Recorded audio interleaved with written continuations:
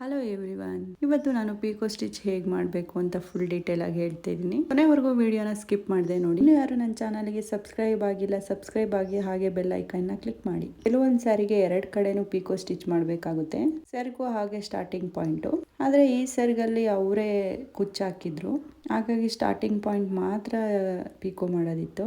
Blouse ಪಾರ್ಟ್ನ full ಎಲ್ಲ cut ಮಾಡ್ಕೊಬಿಟ್ಟು ಆಮೇಲೆ pico ಮಾಡ್ಕೊಂಡಿದ್ದೀನಿ. ಕೆಲವರು ಪಿಕೋಗಿಂತನೂ ಹಾಗೆ ಫೋಲ್ಡ್ ಮಾಡಿ ಹೊಲಿತಾರೆ, ಆದರೆ ಪಿಕೋ ಅಷ್ಟು ಫಿನಿಶಿಂಗ್ ಬರಲ್ಲ, ಹಾಗೆ ಕುಚ್ಚಾಕೋಕ್ಕೂ ಅಷ್ಟೇ ನೀಟಾಗಿ ಕಾಣಲ್ಲ. ಪಿಕೋ ಮಾಡ್ಕೊಳಕ್ಕಿಂತ ಫಸ್ಟು ಸ್ಯಾರಿದು ರೈಟೋ ರಾಂಗೋ ಅಂತ ನೋಡ್ಕೋಬೇಕು. ನಾನು ಎಲ್ಲ ಕಟ್ ಮಾಡಿಕೊಂಡು ಸ್ಯಾರಿ ರೆಡಿ ಮಾಡಿ ಇಟ್ಕೊಂಡಿದ್ದೀನಿ. ನಾನು ಯೂಸ್ ಮಾಡ್ತಿರೋ ಮಿಷಿನು ಬ್ರದರು. ಮಿಷಿನಲ್ಲಿ 3 ನಂಬರ್ ಡಿಸೈನ್ ಸೆಟ್ ಮಾಡ್ಕೊಂಡಿದ್ದೀನಿ. ಹಾಗೆಯೇ ಸ್ಟಿಚಿಂಗಿಂದು ಅಷ್ಟೇ ಮೇಲ್ಗಡೆ 5 ಇಟ್ಕೊಂಡಿದ್ದೀನಿ. ಎಲ್ಲ ಮಿಷಿನಲ್ಲೂ ಡಿಫ್ರೆಂಟ್ ಆಗಿರುತ್ತೆ. ನನ್ನ ಮಿಷಿನ್ ಯಾವುದು ಅಂದರೆ ಬ್ರದರ್ 3750. ನಿಮ್ಮದು ಸೇಮ್ ಕಂಪ್ನಿ ಆಗಿದ್ರೆ ಈ ಥರನೇ ಸೆಟ್ ಮಾಡಿ ಇಟ್ಕೊಳ್ಳಿ. ತುಂಬ ಜನ ಕಮೆಂಟ್ ಆಗ್ತಿದ್ರಿ ನಿಮ್ಮ ಮಿಷಿನಿಂದ ಲೆಂತಿ ವಿಡಿಯೋ ಮಾಡಿ ಹಾಕಿ ಅಂತ.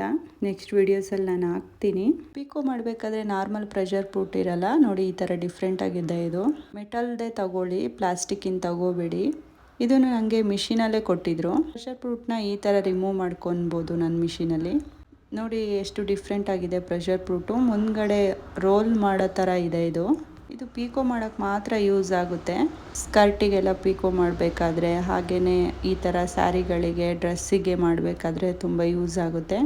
ನನಗೆ ಇದ್ರ ಅಮೌಂಟ್ ಗೊತ್ತಿಲ್ಲ, ಯಾಕೆಂದರೆ ಇದು ನನ್ನ ಮಿಷಿನಲ್ಲೇ ಬಂದಿತ್ತು. ಹಾಗಾಗಿ ಇದು ನೋಡಿ ನಾರ್ಮಲ್ ಪ್ರೆಷರ್ ಪ್ರೂಫು, ಅದಕ್ಕೂ ಇದಕ್ಕೆ ಎಷ್ಟು ಡಿಫ್ರೆಂಟ್ ಆಗಿದೆ. ನನ್ನ ಮಿಷಿನಲ್ಲಿ ಎಲ್ಲ ಪ್ರೆಷರ್ ಪ್ರೂಫು ಅದರಲ್ಲೇ ಕೊಟ್ಟಿದ್ರು. ನಿಮಗೇನಾದ್ರು ಕೊಟ್ಟಿಲ್ಲ ಅಂದರೆ ಎಕ್ಸ್ಟ್ರಾ ತಗೋಬೋದು. ಶಾಪಲ್ಲಿ ಬೇಕಾದ್ರೂ ಸಿಗುತ್ತೆ, ಆನ್ಲೈನಲ್ಲೂ ಬುಕ್ ಮಾಡ್ಕೋಬೋದು. ಯಾವಾಗಲೂ ಪಿಕೋ ಮಾಡಬೇಕಾದ್ರೆ ಸೇಮ್ ಥ್ರೆಡ್ ತಗೊಳ್ಳಿ. ಸ್ಯಾರಿ ಯಾವ ಕಲರ್ ಇರುತ್ತೆ ಅದೇ ಕಲರ್ ತಗೋಬೇಕು, ಇಲ್ಲ ಅದಕ್ಕಿಂತ ಲೈಟ್ ಕಲರ್ ತಗೊಂಡ್ರೂ ಆಗುತ್ತೆ. ಫಸ್ಟು ಬಾಬಿನಿಗೆ ಥ್ರೆಡ್ನ ರೋಲ್ ಮಾಡ್ಕೊತಾ ಇದ್ದೀನಿ.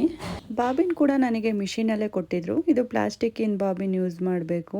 ಮೆಟಲ್ ಬಾಬಿನ ಇದಕ್ಕೆ ಯೂಸ್ ಮಾಡಬಾರ್ದು, ಹಾಳಾಗುತ್ತೆ. ಹಾಗೆ ಪ್ಲಾಸ್ಟಿಕ್ಕಿಂದು ಸ್ವಲ್ಪ ಎಕ್ಸ್ಟ್ರಾ ತಗೋಬೇಕು ಇದರಲ್ಲಿ ಕೊಟ್ಟಿರೋ ಜೊತೆಗೆ. ಹೇಗೆ ರೋಲ್ ಮಾಡಬೇಕು ಅಂತ ಅದರಲ್ಲೇ ಇನ್ಸ್ಟ್ರಕ್ಷನ್ ಕೊಟ್ಟಿರ್ತಾರೆ, ಅದೇ ತರ ರೋಲ್ ಮಾಡ್ಕೋಬೇಕು. ಮನೆಯಲ್ಲಿ ಸ್ವಲ್ಪ ರೋಲ್ ಮಾಡ್ಕೊಂಡು ಸೆಕ್ಸ್ಕೊಂಡ್ರೆ ಅದೇ ರೋಲ್ ಆಗುತ್ತೆ ಮಿಷಿನಲ್ಲೇ. ಕೆಲವರೆಲ್ಲ ಟೆಕ್ಸ್ಟ್ ಹಾಗೆ ಕಮೆಂಟ್ ಮಾಡಿದ್ರಿ, ಇದು ಆನ್ಲೈನಲ್ಲಿ ಸಿಗುತ್ತಾ ಅಂತ. ನನಗೆ ಗೊತ್ತಿಲ್ಲ, ನಾನು ತಗೊಂಡಿದ್ದು ಬೆಂಗಳೂರಲ್ಲಿ. ಚಿಕ್ಕಮಂಗ್ಳೂರಲ್ಲೂ ಒಂದು ಶಾಪಲ್ಲಿ ಸಿಗುತ್ತೆ, ಆದರೆ ನಂಗೆ ಬೇರೆ ಕಡೆ ಗೊತ್ತಿಲ್ಲ ಸಿಗುತ್ತಾ ಇಲ್ವಾ ಅಂತ. ನಾನು ಈ ಮಿಷಿನ 6 ಇಯರ್ಸಿಂದ ಯೂಸ್ ಮಾಡ್ತಿದ್ದೀನಿ. ತುಂಬ ಚೆನ್ನಾಗಿದೆ ಮಿಷಿನು.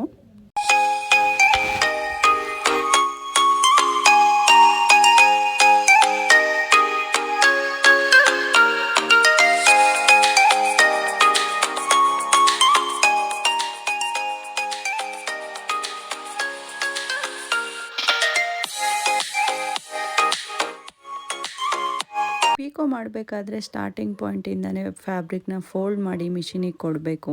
ಮಿಷಿನ್ ಫೋಲ್ಡಿಂಗ್ ಆಗೇ ತಗೊಳಲ್ಲ, ನಾವೇ ಸ್ವಲ್ಪ ಬಟ್ಟೆನ ಮಡ್ಚ್ಕೊತಾ ಬರಬೇಕು ನಿಧಾನಕ್ಕೆ. ಬಿಗಿನರ್ಸ್ ಆದರೆ ಈ ಥರ ಪಿಕೋ ಮಾಡೋಕ್ಕೆ ಹೋಗ್ಬೇಡಿ, ಸ್ವಲ್ಪ ಟಫ್ ಅನಿಸುತ್ತೆ. ಇದು ನೋಡೋಕ್ಕೆ ಈಸಿಯಾಗಿ ಕಾಣ್ತಿದೆ.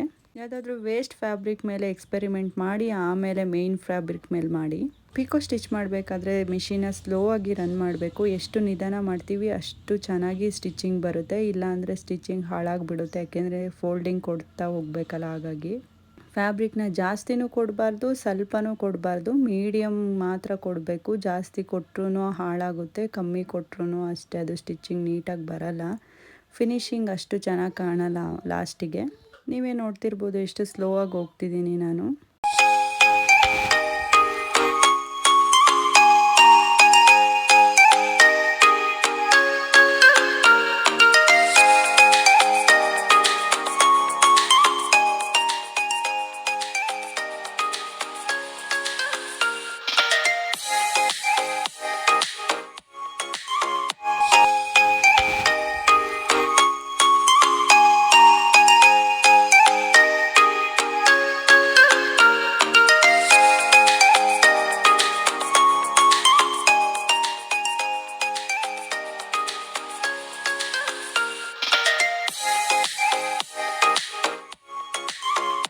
ಇದೇ ಥರ ಫುಲ್ ಸ್ಟಿಚ್ ಮಾಡ್ಕೊತಾ ಬರಬೇಕು. ಕೆಲವು ಸಲ ಸ್ಯಾರಿ ಸೆರ್ಗಿಗೂ ಇದೇ ಥರ ಸ್ಟಿಚ್ ಮಾಡ್ಕೋಬೇಕಾಗುತ್ತೆ. ಸ್ಟಿಚ್ ಮಾಡ್ಕೊಂಡಾದ್ಮೇಲೆ ಕುಚ್ಚು ಹಾಕಬೇಕು. ಇದು ರೆಡಿ ಕುಚ್ಚಿದ್ದಿದ್ರಿಂದ ನಾನು ಹಾಕಿಲ್ಲ. ನೋಡಿ ಎಷ್ಟು ನೀಟಾಗಿ ಫಿನಿಶಿಂಗ್ ಬಂದಿದೆ. ಈ ವಿಡಿಯೋ ಇಷ್ಟ ಆದರೆ ಸಬ್ಸ್ಕ್ರೈಬ್ ಮಾಡಿ. Thank you for watching. Bye.